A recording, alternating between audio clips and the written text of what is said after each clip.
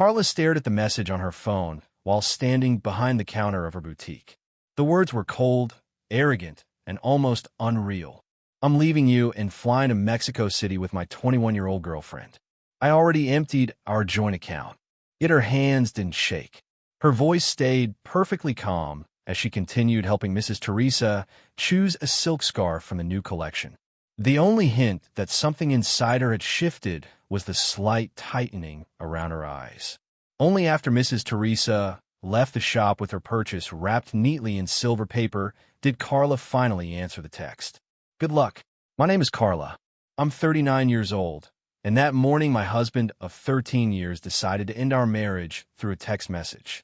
But while Armando probably imagined me collapsing in tears over his betrayal, I simply locked the boutique early and went home in silence.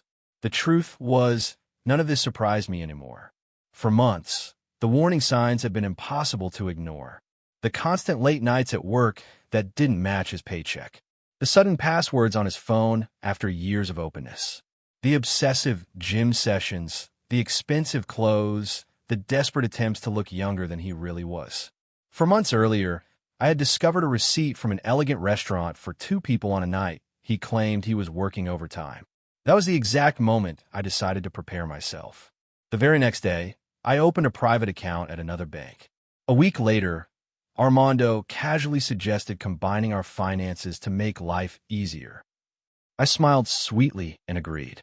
Meanwhile, I quietly moved my personal savings into the new account.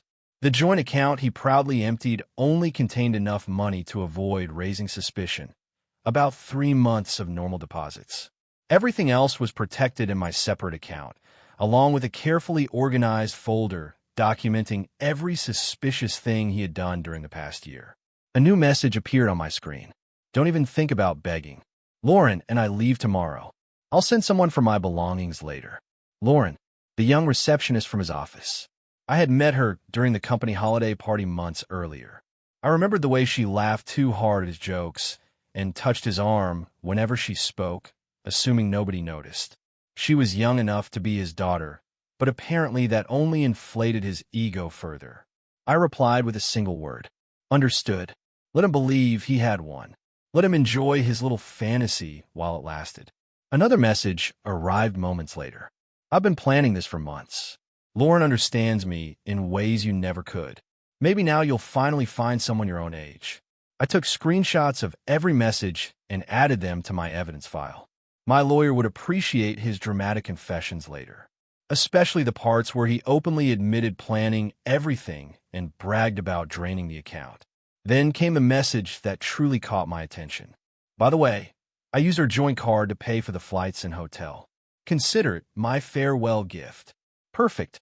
I immediately called the bank. Mrs. Gutierrez speaking. How may I assist you? I need to report fraudulent charges and cancel a card immediately. Of course, ma'am. Which transactions are you disputing? 3 first-class tickets purchased today and a reservation at the Royal Palm Hotel.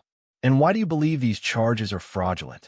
Because my husband admitted through text message that he used our joint card to book a vacation with his lover after draining our account. I can forward the messages right now. The bank representative remained professional, though Carla could almost hear the quiet satisfaction hidden behind her polite tone as she confirmed the cancellation of both the airline tickets and the hotel booking. The next morning, Armando and Lauren would arrive at the airport expecting a glamorous escape, only to discover that their tickets no longer existed and their reservation had vanished. Hours later, another message appeared. Don't worry about the house. You can stay there until you find somewhere smaller. Carla burst out laughing. Did he seriously believe he had any authority over her grandmother's house? Had his ego become so enormous that he forgot whose name was actually written on the property deed? A few minutes later came another text. I know the boutique means a lot to you. We can negotiate a fair deal for your share. My share? The boutique was entirely hers. She built it from the ground up while Armando dismissed it as just a hobby whenever she worked late. She invested every dollar herself while he mocked her ambition. Carla slowly poured herself a glass of wine, the expensive bottle she had been saving for a meaningful occasion. And suddenly, she realized this was one after all. That bottle had been waiting for a meaningful moment. And honestly, this qualified perfectly. The following day, Armando was going to learn a very painful lesson about property law, inheritance clauses, and separate assets. But that night, I simply enjoyed the silence around me and began thinking about the next stage of my life.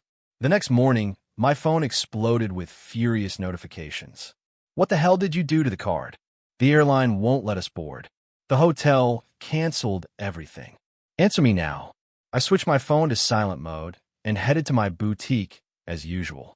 I arrived 15 minutes before opening time, just like every morning. I turned on the lights, started the coffee machine, arranged the front displays, and inhaled slowly. I felt calm. More than calm. Actually, peaceful. Meanwhile, my soon-to-be ex-husband probably imagined I was sitting somewhere crying over his betrayal. What fascinated me most was that he truly believed I wouldn't see this coming. That after 13 years together, I would quietly accept humiliation and disappear without a fight. One idiot. As soon as my coffee was ready, I sent a short message to the one person I knew could completely change the direction of this story. Dr. Beatrice Vassilos, attorney, specialist in property law, cold, precise, and absolutely ruthless when necessary. Her reply came less than 3 minutes later. Bring everything this afternoon. No delays. That same day, I closed the boutique early. Into my bag went the black folder I had been secretly building for months. Every screenshot, every suspicious expense, every bank statement, every restaurant receipt that contradicted his stories, every inconsistency carefully documented. Most importantly, Armando had provided much of the evidence himself, freely and proudly. When I arrived at Dr. Beatrice's office, I walked in with my head high. She didn't congratulate me or offer sympathy. She simply opened the folder and read everything in silence. After nearly 20 minutes, she finally looked up and said, "This isn't a case. This is a massacre." I signed the legal authorization papers immediately.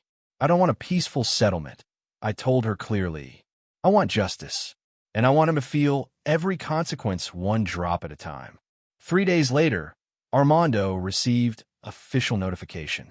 Contested divorce, infidelity allegations, misuse of shared assets, financial misconduct, abandonment of the marital home. Every accusation supported with evidence. His reaction came exactly as expected. "You're exaggerating. It wasn't supposed to turn into this. Lauren manipulated me. I was confused. We can solve this calmly." Calmly? After sending me a message during my workday bragging that he emptied our account and flew off with his mistress? That was the moment I fully understood who Armando really was. The man possessed neither shame nor integrity. 2 weeks later, reality finally started crushing his fantasy. First, he discovered that the house he generously claimed I could stay in temporarily legally belonged to me through my grandmother's will. Not only that, but the inheritance included a non-transferable ownership clause guaranteeing exclusive rights in my name alone. Then came his second humiliation. At the notary's office, he attempted to claim partial ownership of my boutique. According to him, he had helped build the business. He packed boxes occasionally. He offered opinions. Apparently, in his mind, that made him a partner. Dr. Beatrice calmly opened the official records one by one. Business registration, my name. Lease agreement, my name. Tax records, my name. Invoices, my name. Accounting documents, my name. Bank registrations, entirely mine. Everything belongs solely to me.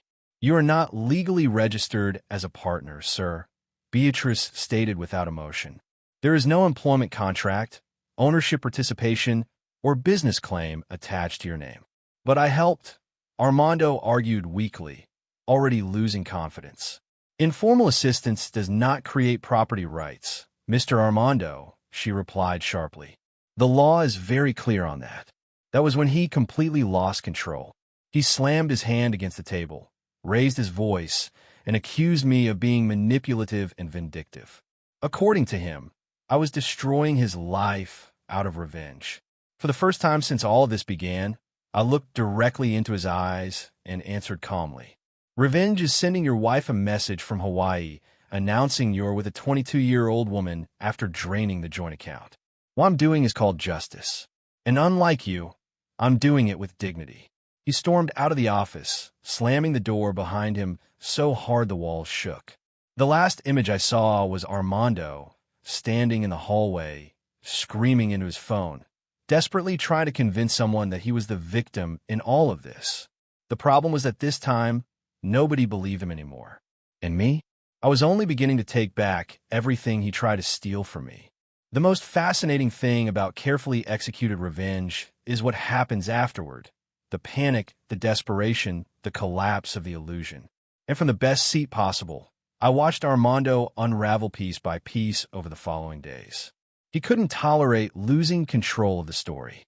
For men like him, appearing innocent mattered far more than actually being innocent. So naturally, he ran to the one place where he believed he could still manipulate people, the internet. Suddenly, Facebook posts started appearing with old photos of us together accompanied by dramatic captions like, 13 years wasted, and I no longer recognize the woman I married. Then he created a brand new public Instagram profile with a bio that read, Father, man of principles, victim of a broken heart. The only thing missing was a donation button. And then he truly began his performance. He began publishing long emotional posts online, presenting himself as the wounded husband in the story. According to Armando, I was cold, manipulative, distant, and emotionally unavailable. He claimed that my behavior pushed him into Lauren's arms, the young woman who finally gave him affection and understanding. And he didn't keep these dramatic speeches limited to his personal page. No, Armando shared them everywhere. Local community groups, neighborhood forums, small business pages, even women's fashion and beauty groups. That last decision turned out to be an absolute catastrophe for him because one of those groups happened to be managed by one of my most loyal customers. And she read every single word aloud. She even recorded a video response where she openly stated that she had been shopping at my boutique for 8 years, knew exactly what kind of marriage we had, and believed Armando had never contributed anything useful except stress and inconvenience. The video spread faster than anyone expected. Soon, more people joined in. Customers started posting photos of themselves shopping at my boutique with captions like, support strong women, and buy from women brave enough to rebuild their lives. Suddenly, my store was receiving more attention than ever before. New appointments, online orders, messages of support, compliments from complete strangers. And the best part? I never had to defend myself publicly. Not once. Armando's carefully constructed illusion started collapsing all on its own. Meanwhile, Lauren, who at first seemed fascinated by the mature and sophisticated man, quickly discovered what public embarrassment felt like. People recognized her in screenshots. Coworkers whispered about her at the office. Her name appeared in comment sections attached to words like mistress and homewrecker. Eventually, she vanished completely. One afternoon, Armando posted a lonely photo of himself with the caption, starting over. On that very same day, Lauren's Instagram account disappeared entirely. According to reliable sources, meaning a friend of mine who worked at the same company, Lauren requested a transfer to another department and blocked Armando everywhere. Phone, social media, messaging apps, everything. In the end, he lost his girlfriend, his reputation, and worst of all for someone like him, his financial comfort. His card started getting declined. At a gas station, his payment failed while trying to fill his car. At a restaurant, he was forced to leave his phone behind as collateral while he rushed to the nearest ATM, hoping his account still worked. Of course, he had no idea that every joint banking authorization had already been canceled. Dr. Beatrice handled that personally, and every new password was protected. The furious messages soon returned. You left me with nothing. This is financial abuse. You'll pay for humiliating me. I read every message calmly, inhaled slowly, and answered with only one sentence. What belongs to you remains untouched. What belonged to me is no longer yours to access. Then Armando disappeared for several days. For a brief moment, I wondered if maybe reality had finally humbled him. But Armando was the kind of man who would rather embarrass himself endlessly than preserve his dignity. And unfortunately for him, the humiliation was only beginning. Then came the day of the court hearing. I woke up early and prepared breakfast quietly while listening to my favorite playlist, something I could finally enjoy without hearing complaints about how strong my coffee smelled every morning. As if the problem had ever been the coffee instead of the man complaining about it. I chose my clothes carefully, almost like someone preparing armor for battle. A white blazer, a satin blouse underneath, and my grandmother's bracelet. The only inheritance more valuable than the house itself was the strength she passed down to me. I arrived at the courthouse 15 minutes early beside Dr. Beatrice, who carried our folder of documents with the confidence of someone holding a weapon sharpened by truth. My posture remained straight, my expression calm. No dramatic makeup, nothing excessive, just the image of a woman who understood exactly who she was and had absolutely nothing to hide. Then I saw Armando standing across the hallway. He wore a dark suit that no longer fit him properly. There were deep shadows under his eyes, and his entire appearance looked exhausted, defeated, almost pitiful. He had lost weight, lost confidence, and most importantly, lost control. For the first time, he looked like a man who finally understood he had destroyed his own life. He tried to maintain eye contact with me. I smiled politely and gave a small nod. He immediately looked away. Inside the courtroom, several seats were occupied by people supporting me. A few close friends attended voluntarily, and 2 former customers who had experienced similar divorces agreed to appear as character witnesses. Armando, meanwhile, brought 2 drinking buddies with him, apparently believing their presence added credibility to his case. The judge was an older man with a tired but practical expression. He clearly had no patience for theatrics, emotional manipulation, or dramatic speeches. Fortunately, neither did I. Armando spoke first. Predictably, he tried to portray himself as the victim. He forced tears, claimed I'd become emotionally distant, insisted the marriage had been dead for years, and argued that loneliness pushed him into temptation. It was the exact same pathetic narrative he had already posted across social media. What he didn't anticipate was that every statement would be dismantled piece by piece with hard evidence. The moment Dr. Beatrice opened the folder and began presenting screenshots, financial statements, receipts, bank records, and the messages where Armando openly admitted planning everything with his mistress, the courtroom became completely silent. We demonstrated that he intentionally emptied the joint account. We proved he continued using shared funds after abandoning the marriage. We exposed how he tried to pretend he acted in good faith even after already planning his escape months earlier. Even before his lawyer could continue defending him, the judge interrupted with a statement that remains one of my favorite memories to this day. Mr. Armando, you are not the victim of emotional neglect. You were the architect of a deliberate scheme involving betrayal, financial deception, and attempted manipulation of marital assets. Actions like these carry consequences. The moment the ruling was announced, I felt my shoulders relax for the first time in months. The divorce was finalized with fault assigned entirely to him. He received no claim to the house, no ownership rights to the boutique. He was ordered to pay compensation for emotional damages and misuse of shared assets. Compensatory support related to the years of marriage was approved, and every legal expense landed squarely on his shoulders. I walked out of that courtroom with my head higher than ever. Outside, something happened that I never expected. People actually applauded me, literally applauded. Friends, clients, and even women I had never met before stood in the hallway clapping as if we had all won the same battle together. And honestly, maybe we had. A few minutes later, Armando exited the courtroom alone. His shoulders were slumped, his steps small, his eyes fixed on the floor. There were no journalists outside waiting for photographs, but I swear that if someone had taken a picture in that moment, the headline would have read, "Here lies the pride of a coward." I got into Dr. Beatrice's car and released such a deep breath that even she allowed herself a small smile. "Is it finally over?" I asked quietly. She shrugged with her usual professional calm. "Legally? Yes. But his humiliation is only beginning. And me? I was finally free. As time passed, my life reorganized itself in ways I could never have imagined, even during my happiest days. The boutique flourished. I started collaborating with local designers, and together we launched our own accessories collection.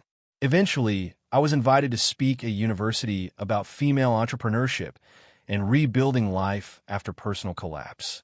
Meanwhile, the name Armando slowly faded from my memory until it carried almost no emotional weight at all. Then one afternoon, I saw him again. I had gone to the mall to buy a birthday gift for my neighbor's daughter. I entered a small men's clothing store without paying attention to the sign outside, and suddenly found myself face to face with Armando. He stood behind the register wearing a wrinkled dress shirt and a name tag clipped awkwardly to his chest. His expression looked exhausted and lifeless, so much so that it took him several seconds to recognize me. When he finally did, he froze completely. For a brief moment, I thought he might pretend not to know me. But Armando never learned how to lose gracefully. So instead, he forced an uncomfortable smile. Carla. I looked at him the way someone looks at an old shadow that no longer belongs to their life. Armando. One unexpected surprise. You look good, he said carefully, almost as if he needed permission to continue speaking. I'm doing very well, I replied calmly. And you? Working here now. He nodded, visibly embarrassed. Yeah, I'm trying to rebuild things. Life hasn't been easy after everything. I pretended to focus on a random clothing hanger nearby, just to avoid holding eye contact too long. It's good that you're trying again, Armando. Starting over matters. Everyone deserves a second chance with themselves, don't they? I smiled gently while letting the hidden sharpness of the sentence settle between us. He swallowed hard before speaking again. I wanted to apologize. Truly, I was an idiot, a complete fool. I lost myself. I know. I answered simply. No anger, no dramatic speech, just the truth. He hesitated before trying once more. I don't expect anything from you, but maybe someday we could talk. Have coffee together or something. I laughed softly, not with cruelty, but with exhaustion. Armando, you still think we're a mistake that can be corrected with editing. But we're not. We're a closed chapter. And honestly, a shameful one. He stayed silent. The store around us was empty except for the dull humming sound of the air conditioner. For one small moment, I almost pitied him. But the feeling disappeared quickly because when you survive an emotional earthquake, the last thing you feel while staring at the ruins is nostalgia. I forgive you, I said while looking directly into his eyes. Truly, because carrying resentment would mean continuing to carry you with me. But forgetting? Never. You are a permanent reminder of everything I survived. And honestly, I'm grateful for that. He tried to respond, but the words never fully came out. He only nodded faintly, almost invisibly. Good luck, Armando. I hope one day you'll look back and finally feel ashamed of what you did. Then I walked out of the store without buying anything. Outside, life continued exactly as it should. People laughed while passing by. Store windows reflected the afternoon sunlight. My phone vibrated with a new boutique order waiting for confirmation. I smiled, adjusted my bag on my shoulder, and kept walking without turning back. Because people who live in the past belong inside museums. And Armando, he had become nothing more than a dusty exhibit I no longer care to visit. Life has a beautifully ironic way of rewarding people who choose results instead of rage. A few months after that awkward encounter, my boutique was no longer simply a charming little shop downtown. It had become a recognized brand. We expanded the business, opened a second location in one of the city's most upscale neighborhoods, and I finally created my own legacy. I eventually launched my own collection of scarves, each printed with empowering phrases about resilience and new beginnings. One design in particular spread across social media faster than anyone expected.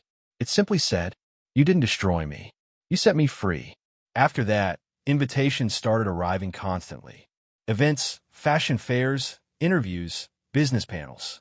Women from different cities wanted to hear my story, and I shared it openly, without ever mentioning names. I spoke about rebuilding life after emotional and financial betrayal, about transforming pain into opportunity, anger into strategy, humiliation into strength. During one live interview, the host asked me a question that made the entire room fall silent. Do you regret anything? I smiled softly, inhaled deeply, and answered honestly. Yes, I regret not believing in myself sooner. The audience erupted into applause. Within days, that interview surpassed 2 million views online. Soon after, universities, cultural centers, and television programs invited me to speak about women's financial independence and emotional recovery after toxic relationships. Meanwhile, Armando's life continued falling apart quietly in the background. Reliable sources, meaning people who knew exactly how to gather information discreetly, told me he had been evicted from the apartment he rented because he stopped paying the bills. The car he once used to maintain the image of a successful man had been repossessed after months of unpaid installments. The dramatic messages he used to send disappeared completely. No more apologies. No more threats. No more emotional performances. Only silence. And honestly, I think he finally understood something very important. People who dig holes for others usually end up buried inside them. As for me, I was living the happiest chapter of my life. On the evening of my 40th birthday, I sat beside my closest friends at an elegant restaurant overlooking the city I had rebuilt with my own strength. We laughed loudly without guilt or fear. Each woman held a glass of sparkling wine while we celebrated not only my journey, but every woman who found the courage to rise after someone tried to push her to the bottom. At one point, one of my friends lifted her glass and announced proudly, "To perfectly executed revenge." But I shook my head with a smile and corrected her gently. "No, let's drink to freedom. Revenge fades with time, but freedom? Freedom is priceless." We raised our glasses together. We laughed again, and for one peaceful moment, I closed my eyes.